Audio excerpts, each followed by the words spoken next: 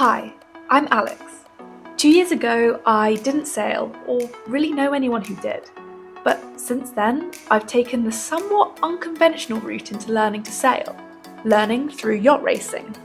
I'm part of a crew competing in the legendary Rolex Fastnet Race. So if you're interested in how a rookie handles one of the toughest yacht races in the world, make sure to subscribe.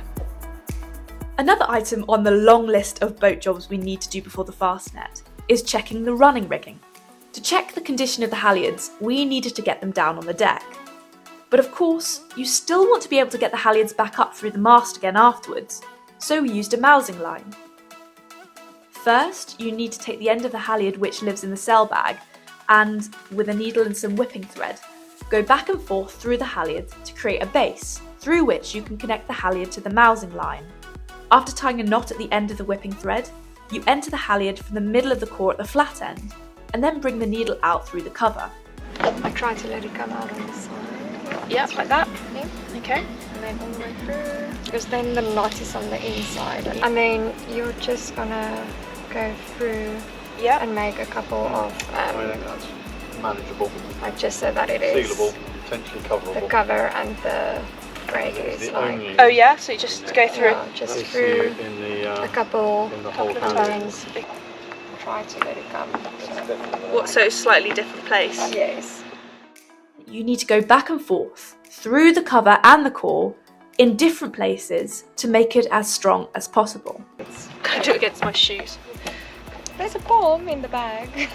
Oh, that's a good idea what it's for. This shouldn't be too long though. Try to put it in as close as possible. Otherwise, if you put it now in here, it's gonna have that piece of rope. Oh, so you don't want it to show. Yes, you want it as close as Yeah, the possible. clutch.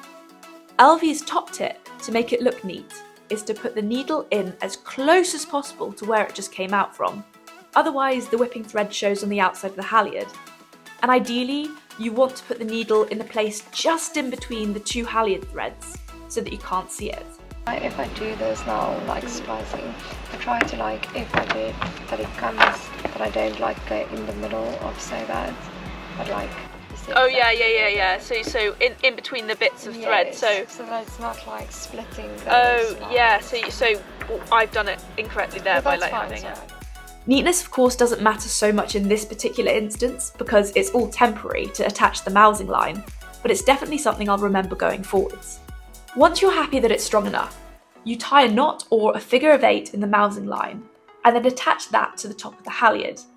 Again, you want to go back and forth several times through both the mousing line and the halyard to try and make it as strong as possible. Through the knot and through the ropes.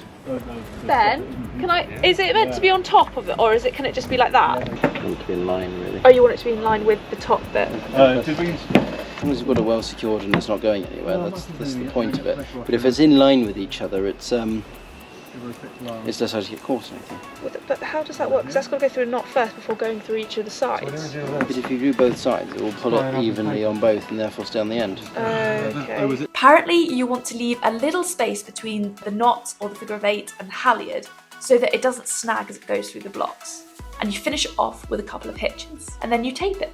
Now that the halyard was securely attached to the mousing line, I pulled the halyard down onto the deck.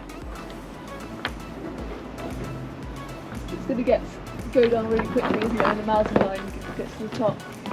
Preferably, you want the other end of the mousing line to be held onto by someone else or tied or cleated somewhere. Because when the mousing line gets to the top of the mast, the halyard starts coming down a lot more quickly because it's heavier than the mousing line.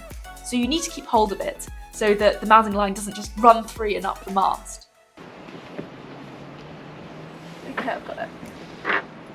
Then, once the halyard was down on deck, we checked through it.